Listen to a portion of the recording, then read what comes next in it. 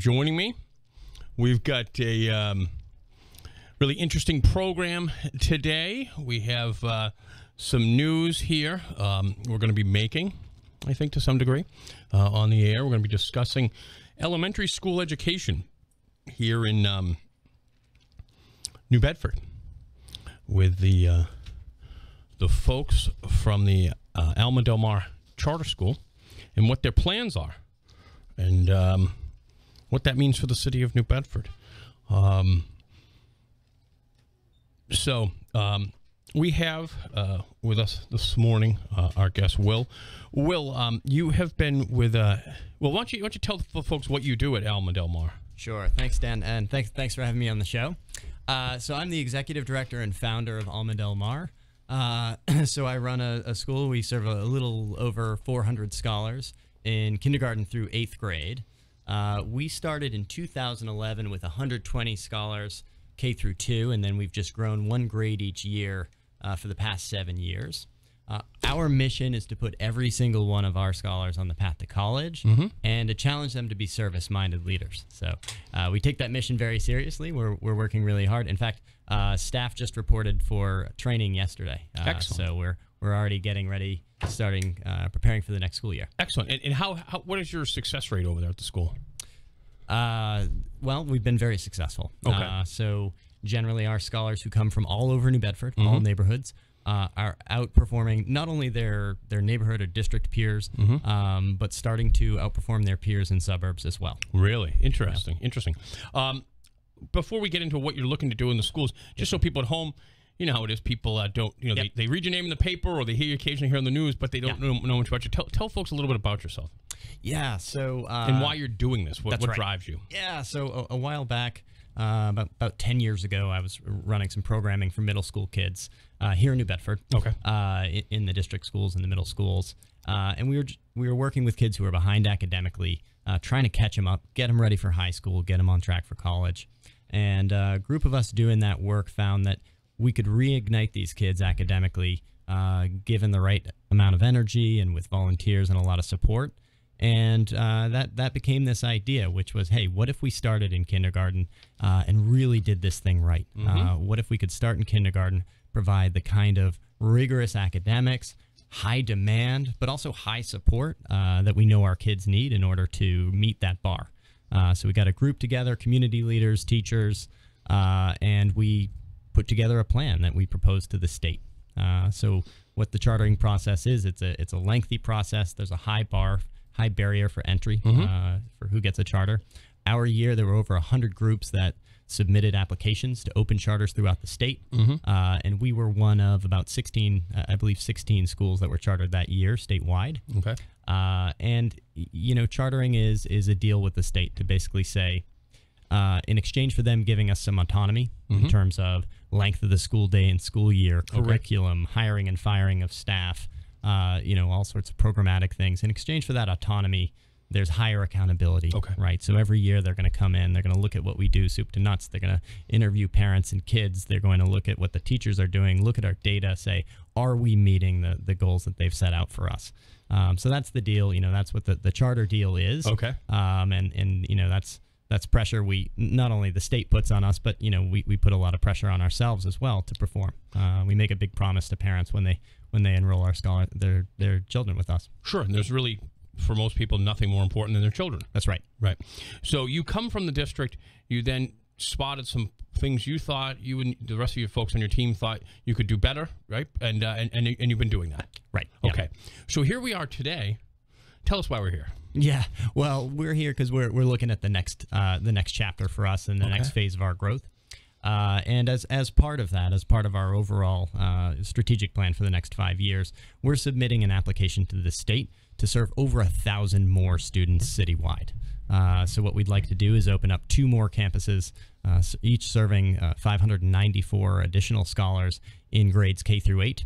And that would really enable us to make an even wider impact across the city and serve a lot of additional families as well. And I think you've probably seen and heard every year we have an enrollment lottery. It's a state required thing whenever there's more demand for seats than we have. And each year we have this lottery, and we're leaving out over 500 families. We've got over 500 families each year on our waiting list. And so, each year we're having to tell all those families no.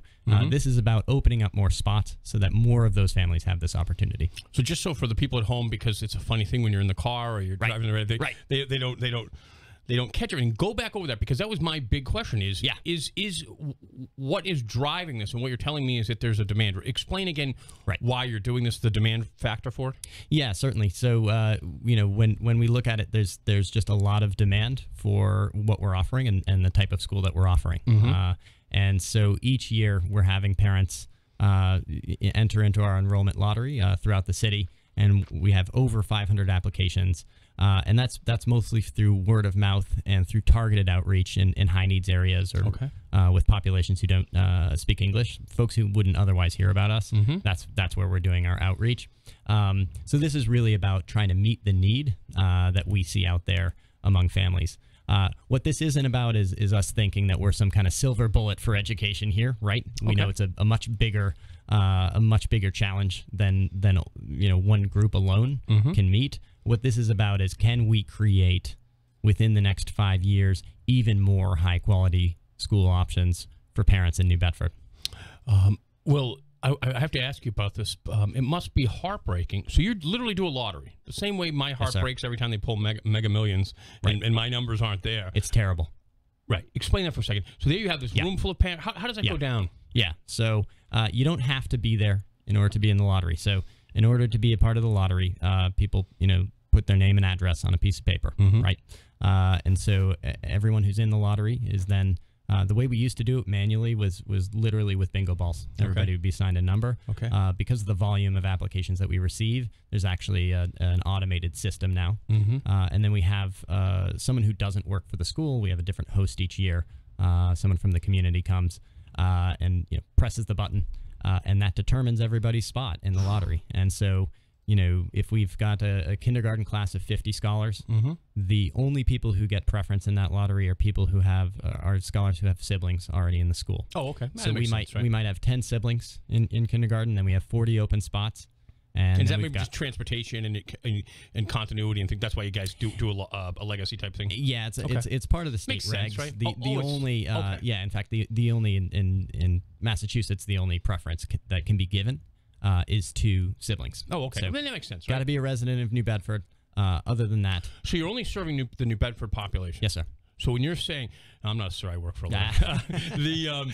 But what you're saying. So as I'm thinking about this, well, I'm saying to myself, it must be great seeing the parents' faces of the kids who get in. Right. But there's absolute heartbreak for all the people who didn't get in. Yeah, it's and there's tough. more of those than getting in. Way more, and it when we hold the lottery publicly, we have to. It's part of the regs, and people are welcome to show up, but they don't have to.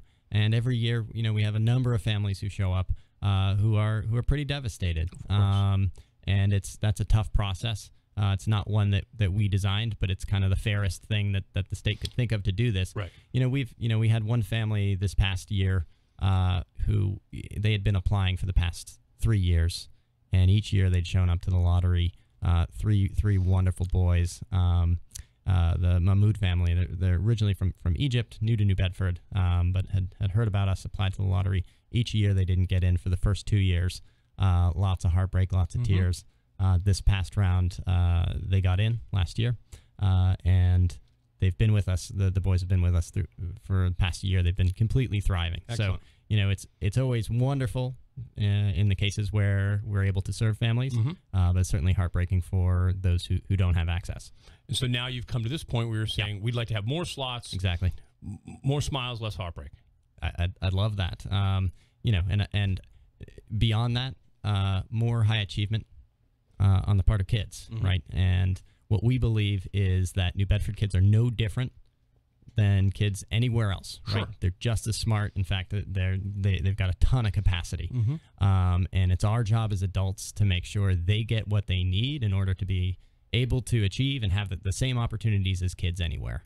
So our entire mission is about closing the gap between in achievement and in opportunities between kids who are born in places like in New Bedford and regardless of their zip code, and kids who are born in maybe a place like Wellesley or even just across the town line in Dartmouth. Right? Sure, of course. Of course, speaking with Will from Alma Del Mar Charter School. So let's get down to the brass tacks, right? So you're filing this application with the state to open 2 more campuses to serve about 1,000 more kids? That's right. Okay. Where does it go from here?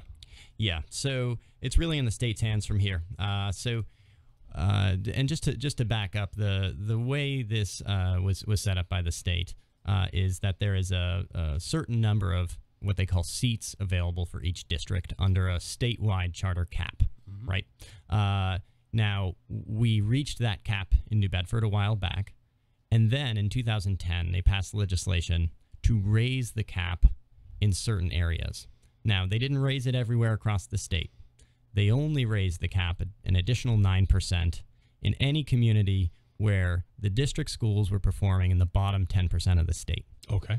Unfortunately, New Bedford's been performing in the bottom 10% of the state since they passed that legislation, and remains there.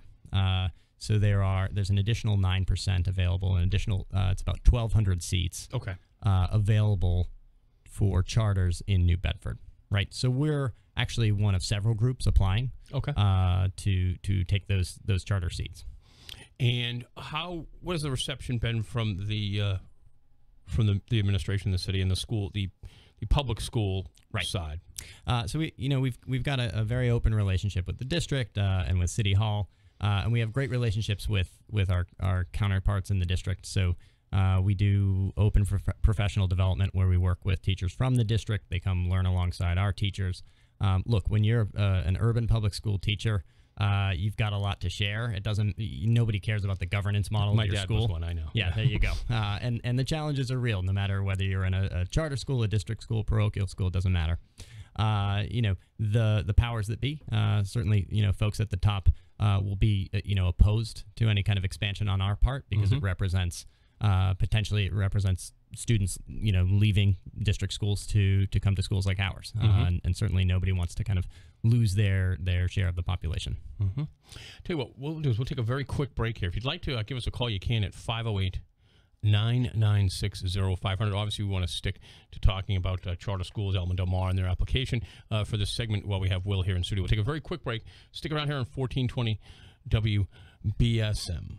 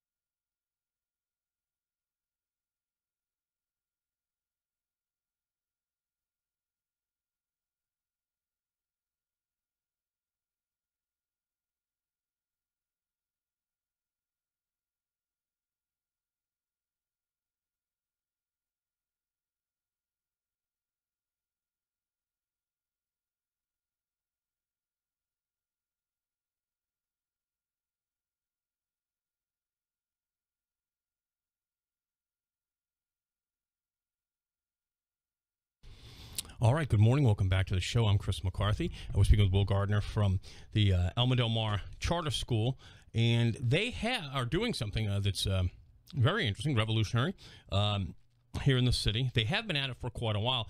Now they're looking to expand their campus, prove apparently what you're saying is your model works, right? Yeah, I mean that's the case we're making to the state, and I think the data bears it out. And to your question about the process, right now it's in the Department of Ed and the state's hand. The commissioner will make a recommendation to the Board of Ed later this winter. So they take time to look at the data and really dig through.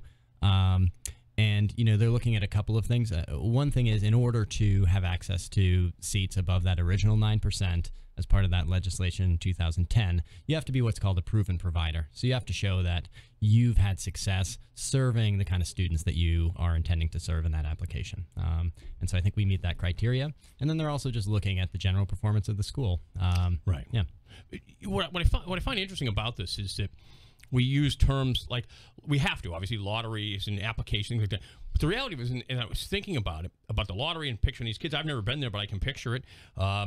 And every year a kid doesn't get into your school who wants to get into your school, that year is lost. I mean, I know they're getting an education. Right. They're going to the New Bedford Public Schools, and I'm not picking sides here. I'm just saying that if someone really wants to do something, I mean, they get their heart set on it, particularly when you're a little kid. Right. I mean, just thinking about that. You're a little kid, and right now you're already making your list for Santa Claus and all that good stuff, because that's how little kids operate.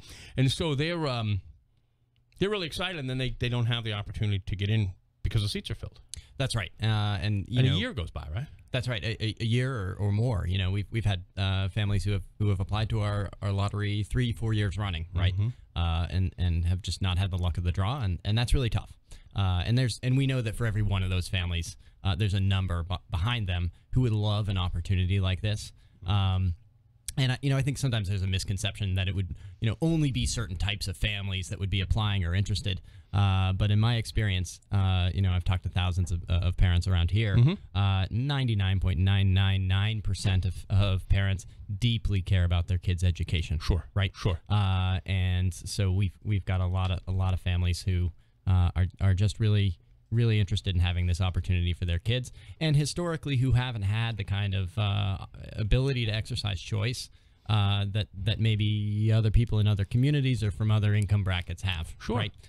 So you and I know that the kind of dirty secret in this country in general, right, is that I don't think it's a secret. People with means can exercise school choice. Sure, of course. By moving. Yep. And they can do it by sending their kids to private and parochial schools. But we got a lot of families who don't have that option, don't have that opportunity, and they deserve great schools just like everybody else. Absolutely. What is your timeline here, so people know, and then we'll go to the phones. If you're on hold, stick around. But give us a timeline, right, for people at home. What does this look like? Yes. So we submit to the department. They review the application. They'll probably have some questions for us in the fall as they're doing that review process. It's a multi-part process on their end, and then they're going to look at our most recent round of data. So MCAS data from this past year has not yet been made public. So that's still being processed. Do you know what it's not to ask you to reveal it, but we have some preliminary internal stuff. We don't know in terms of statewide how things are stacking up. So we should know in a week or two. Okay. And then they usually release that, well, they always say they'll release it earlier than they do, but hopefully they'll be releasing it in September. Okay. They keep changing tests. So when they change tests and change processes, then there's always a lag time. But anyway, so they'll be processing that data, and then they'll look at our application in light of that updated data as well. So that takes a little time. They'll make the review, and then the charter school office will then kick it up to the commissioner, and he'll do a review. There's a new commissioner, Jeff Riley, and then he will make his recommendation to the Board of Ed, and then they vote. It's a February vote, but generally the commissioner's recommendation will come around January. Okay. And in terms of, I'm an eternal optimist, so let's say you get it. What is are you already looking for campuses and things like that? We got to be ready to go. Right. When we first opened Alma, we were chartered in February 2011, and we were slated to open the school in August 2011. At that time, we didn't have staff, a curriculum, building, nothing, because we had no employees, right? So compared to that, this is kind of a leisurely timeline, given the fact that we've got a lot of capacity and a lot of great people here. Yeah, you have a phone, you have some people, but we have to move forward as if. So we've got to put a lot of things in place, and a lot of these things that we're putting in place, regardless of whether we're going to be expanding, are just going to be great things to do. Okay. So we're consolidating a lot of our curriculum documents and making sure we're shoring up grade to grade, the canon of texts that we're using and really documenting a lot of that. We've gotten really smart on that front.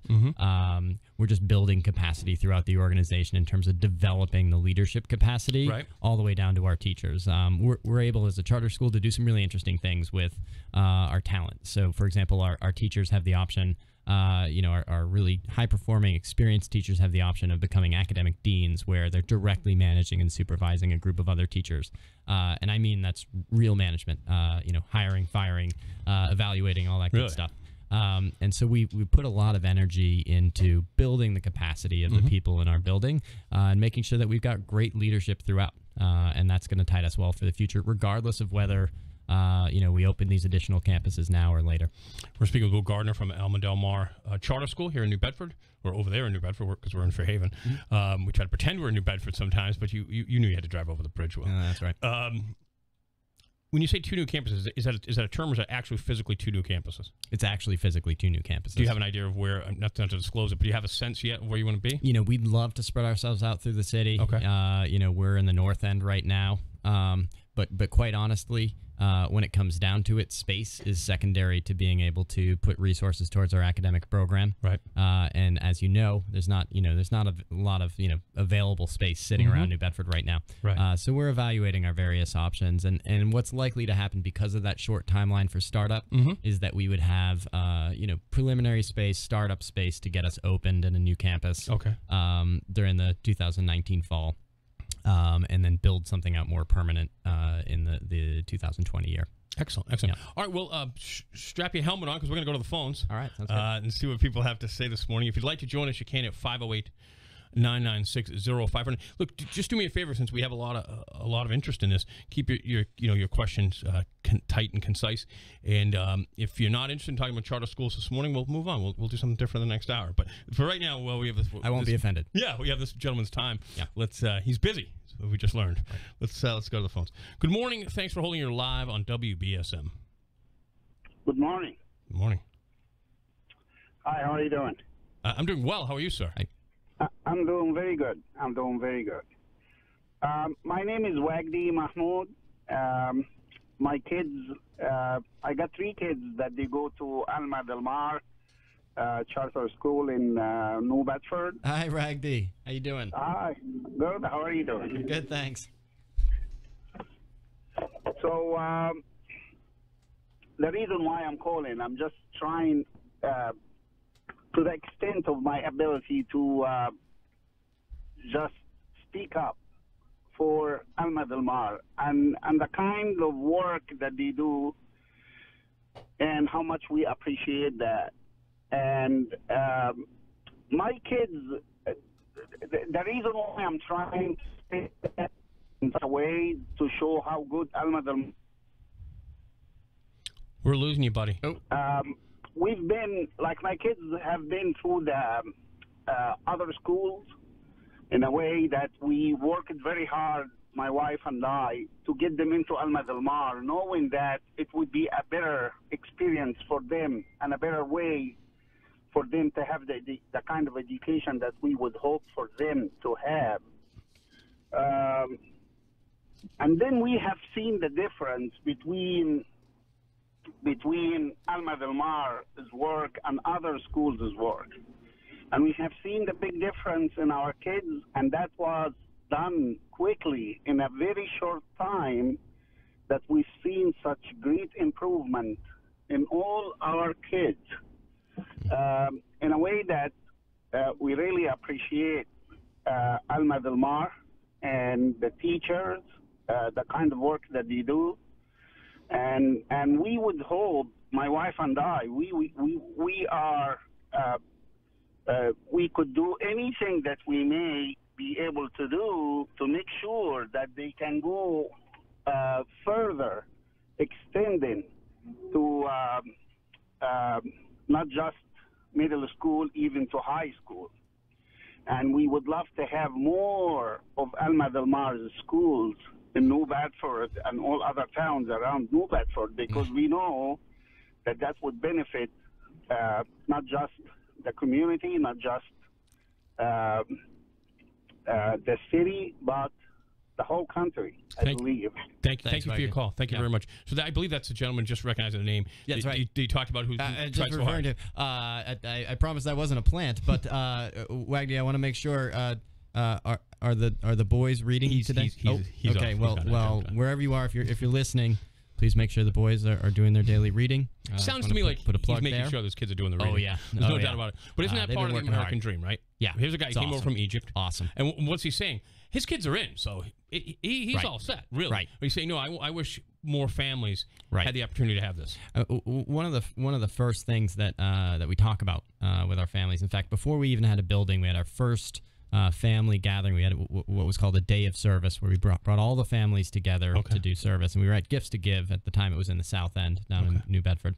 We brought all these families together who didn't know each other, and they were just getting to meet each other through service. And one of the first things that I emphasized when we spoke with them was to say, we want this to be the kind of school where parents advocate not only for their own kids, but for every kid in the building. And I think that's really important to think about in all of this, is that it's not a zero-sum thing. It's not just about what my kid gets or wants, or special program for these particular parents.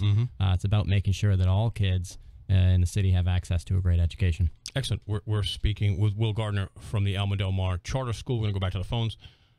Good morning. Thanks for holding your live on WBSM. Morning, gentlemen. Hey, Ferris, we're doing local stuff right now. Give me a call in the next hour. Thanks for holding your live on WBSM. Hi. Hi. Can we hear Will tell a little bit about what makes the school so great and what makes it special versus our regular public school experience? Yeah, sure. Well, batter up. Yeah, and I'm not going to say versus. I'm not kind of casting aspersions on anybody else's shop here. I think there's a lot of we're not the only great school in New Bedford, right? There's a lot of great schools, including district schools and parochial schools as well. I think to speak to what makes Alma stand out, it is this idea of high demand and high support.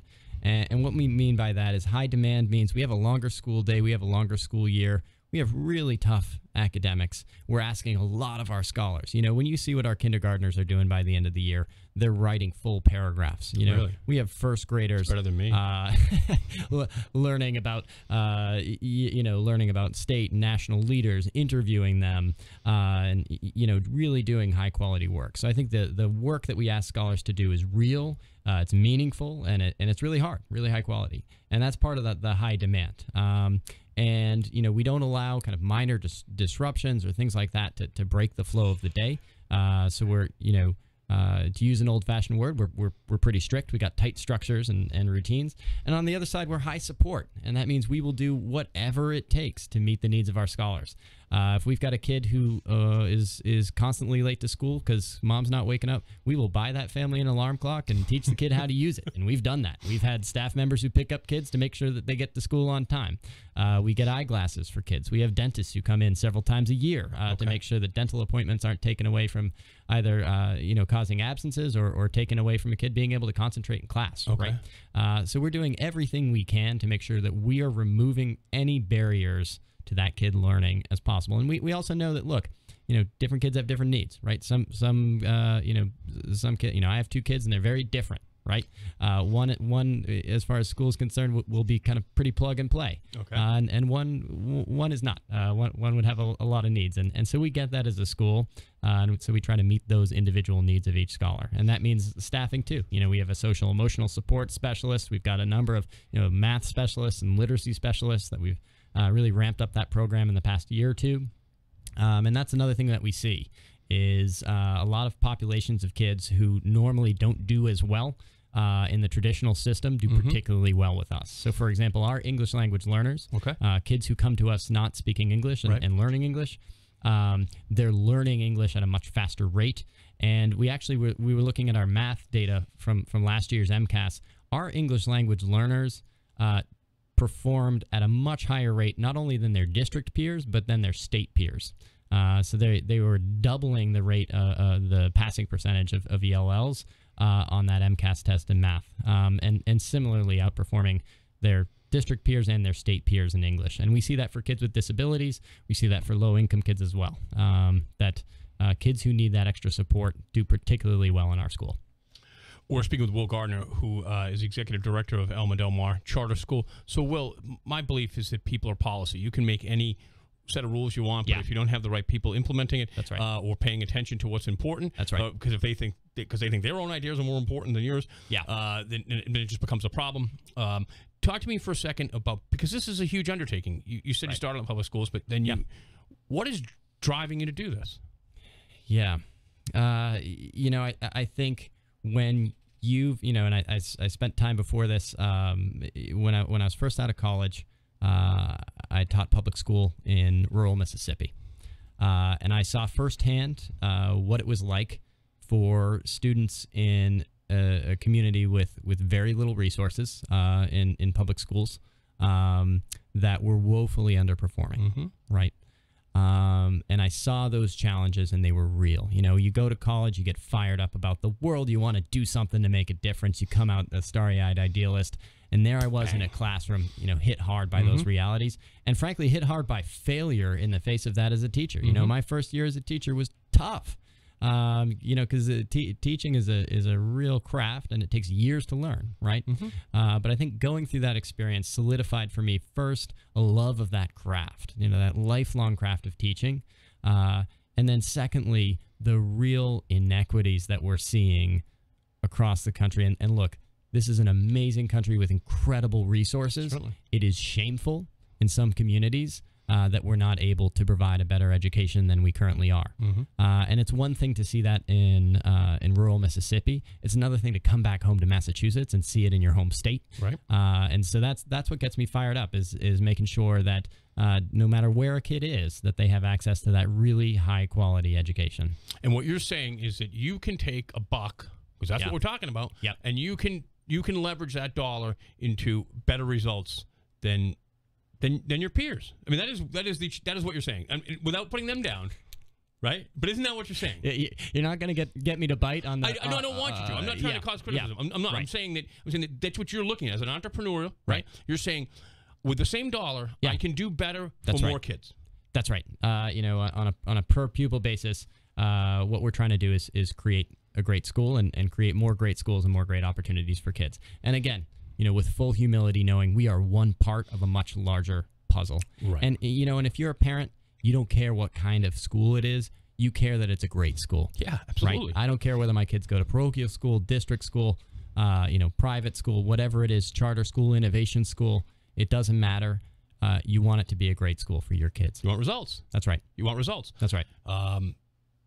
We're speaking, and again, I'm not trying to start a fight. I'm really not. I just want to. I want to get you. Because I'm jazzed about this. That you guys are saying, hey, we can do. Right. We believe we're better. Right. We can do well without putting anybody else down, because that's not what you're doing. But and Dan, I think the other thing to say is, some folks have said, wow, you guys are applying for over 1,000 seats. Isn't that this ambitious thing? Aren't you guys crazy? And I think you got to put it in context of the urgency of what we're facing right now.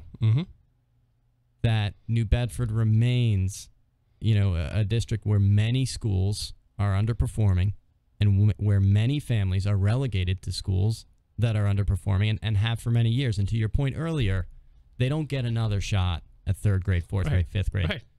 And so if you have that kind of urgency about this work and about this problem, and then you have a group like us that we say, look, we have a proven track record of providing great education for kids, serving this population, and then you have a setup with the state to say, there are these seats available for charters in New Bedford, then I think it's actually a pretty conservative proposal to say, hey, we're going to let these guys at least run 2 more schools, because we want as many great schools as possible in this city. Right. Exactly.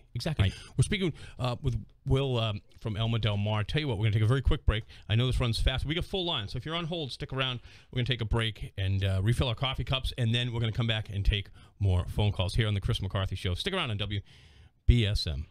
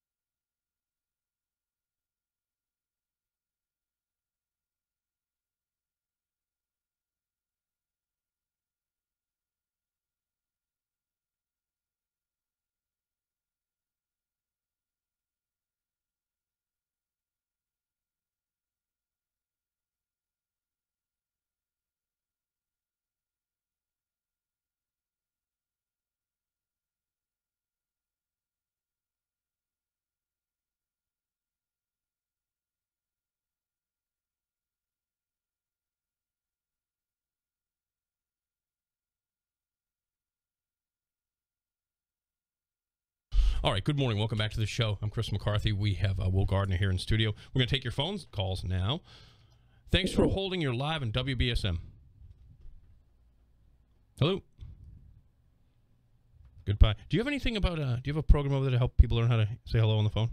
No? All right. Well, we do greet every scholar personally when they walk in the door every single morning. They shake an administrator's hand. They look us in the eye. They say good morning.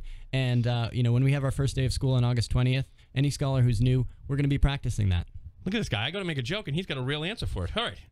Good morning. Thanks for holding. You're live in WBSM. Good afternoon, gentlemen. Hey, Hi. Good morning. How are you? Good morning. Anyways, it sounds really great what you're doing, but I just don't think it should fall on the taxpayers' back. Yeah.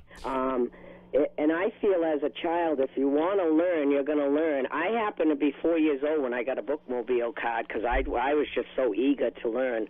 And that's young. What a great resource. Yeah. I'm talking way back when. Yep. But I believe that the parent should be responsible to pay for these educations. My mom had to work 2 jobs to send us to a private school, and I just don't think it should be put on the taxpayers' back. Are you from the city, by the way? So first of all, I don't need to discuss my own home, but I think to the caller's point, we're a public school, so I don't know if her point was that all parents should have to pay. Well, I think we should make that clear because perhaps that's something I don't. So some of the things we need to do is just tell people, explain what it is. Yeah. Explain what a charter school is. Maybe I didn't do that. So and the basic deal is a charter school is a public school, and it looks different in different states because the laws are set up differently. In Massachusetts, it was a law set up in 1993, 1994 as part of the Education Reform Act, bipartisan effort to reform education in Massachusetts. That also included the MCAS as an initiative. Right. And, a charter school, like I said, is a deal with the state to basically say, we're going to give these schools more autonomy in exchange for higher accountability. But we're still, a public school, receive the state funding that any public school would on a per pupil basis, and are, abiding by the same laws, regulations, everything like that. It's a little bit different in terms of our enrollment. Like I explained before, we have a lottery because our enrollment is open to anyone in the city. Right. So we don't, we're not a neighborhood school in that regard. And again, that's just a function of the way the regulation's set up. But you're a public school. Yes, sir. Okay. Yeah. But I called you sir again. That's I apologize. It's from working in Mississippi. It's from terrible habit. Yeah. It's not a bad habit. It's not a bad habit. But anyway. Yeah. Good morning. Thanks for holding your live on WBSM. Yeah. Is Glesson... Please, Ferris, come on, buddy. I give you plenty of time. We're doing real local stuff here, buddy. Yeah. Thanks for holding your live on WBSM. Good morning, gentlemen. Morning. I have a question for the gentleman in charge of charter schools. I'm very impressed with everything I've heard so far. Thanks. When I was going to junior high school, we called it back then. Yep. We used to have carpentry, electrical, print shop, various shops. Do your schools include shops like that? Thanks for the question. Man, what a great question. And I think, first off, I think, vocational education is one of the unsung heroes in Massachusetts. We've got a lot of great vocational schools throughout the state, including, the regional voc here. We don't have a shop program per se, although we do offer some after-school clubs where scholars get exposure to that sort of thing.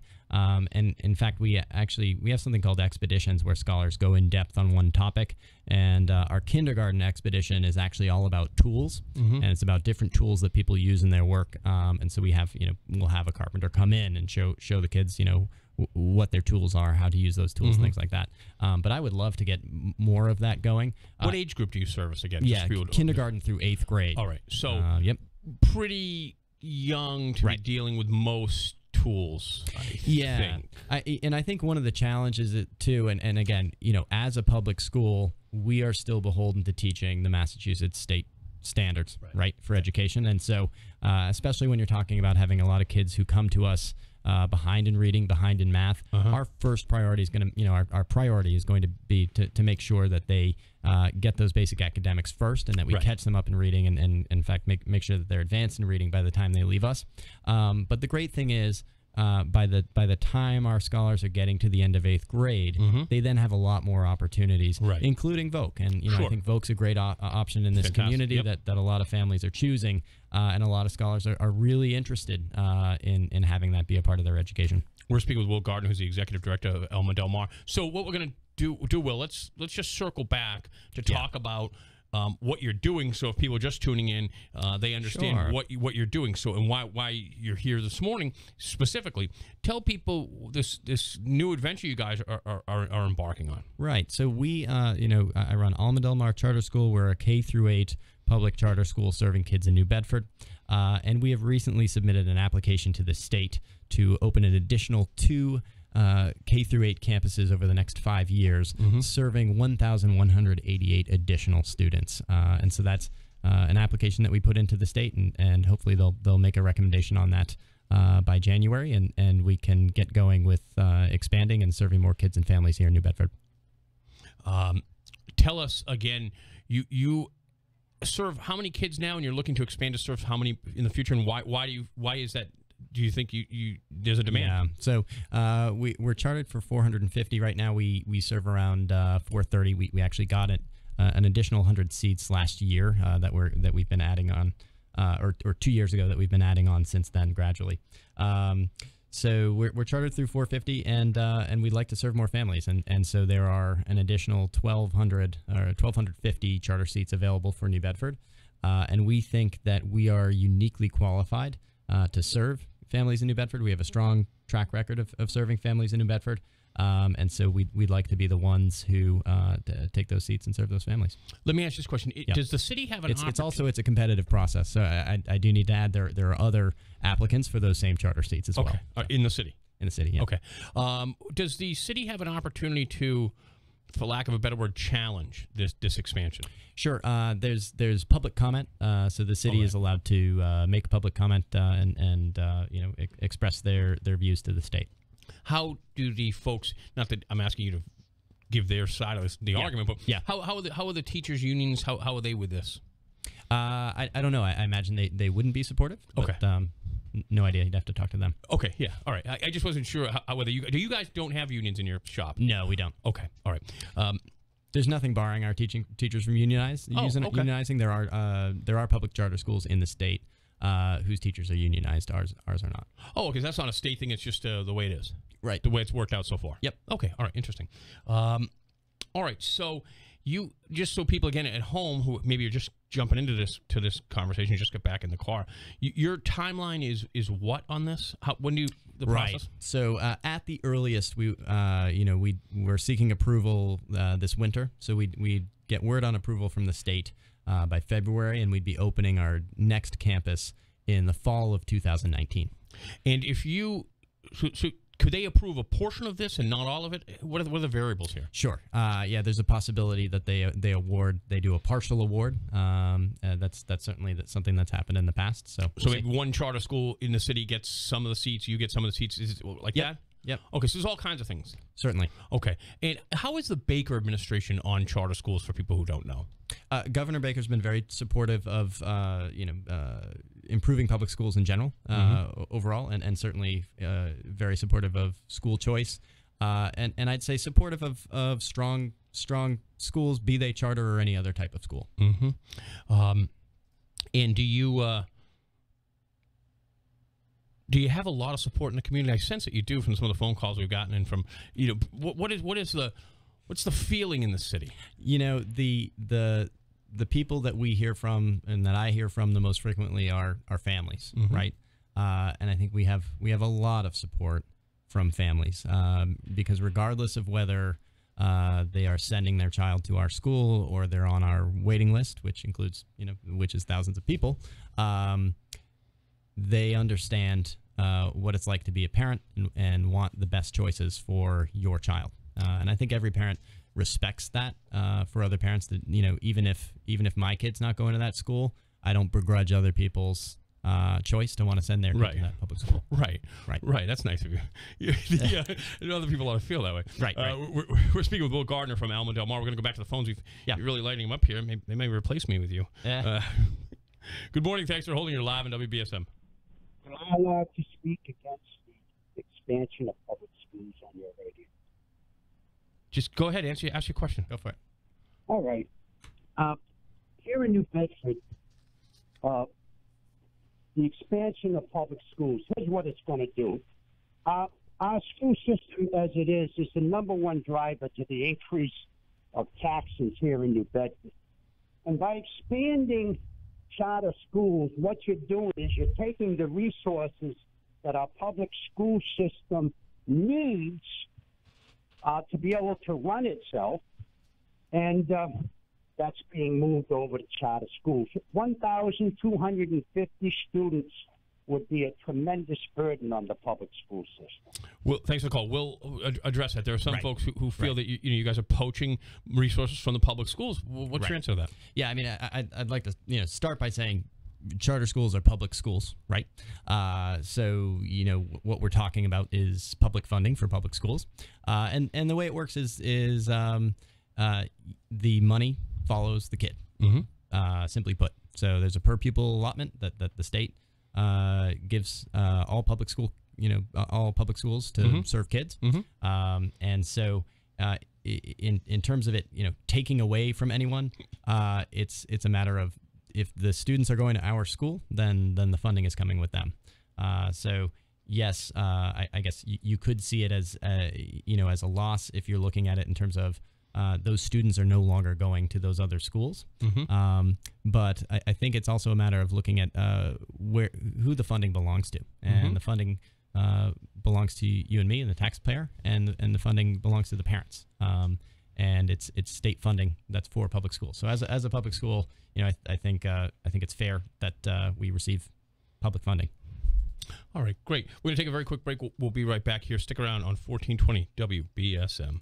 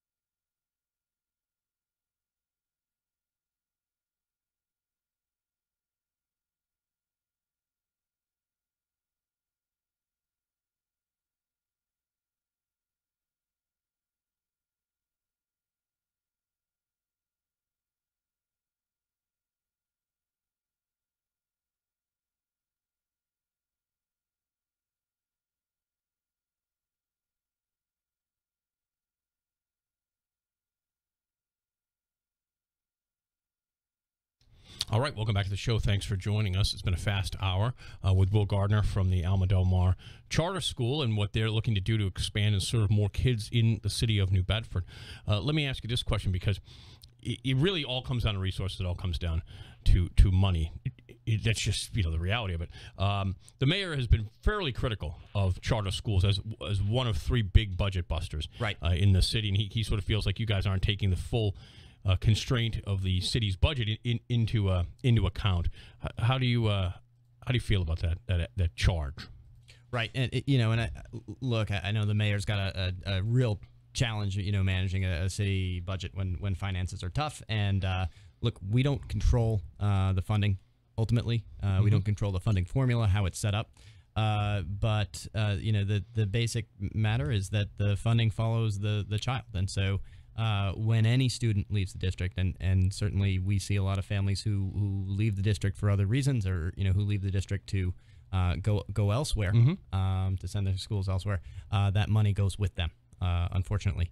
However, that's the reality for any business, any school system, is that they have to adapt with the times. And so I think if we open these schools, then it's on us to try to create the type of schools that families will want to go to. Hey, if we open bad schools, families aren't going to come. Right. We're not going to receive any funding. Right. So it is small d democracy, right? I mean, that you're serving. Right. You're putting out a good product, which is what I was trying to emphasize in the first portion of the conversation. You folks are putting out a good product, right? And people are recognizing it, and they want to make their kids a part of it, right? And therefore, the money follows it, right? Same way it follows it if a new restaurant opens. Not to put, that's right. Now and there's some nuance to this, and what you're gonna what you'll hear from them is that the legislature hasn't adequately funded what they call the Charter School Reimbursement Fund. Okay. So the way they set it up originally in the law was that every time a new student starts to attend a charter school, they reimburse the district for the first year 100% of that cost, and then for the next 5 years 25%.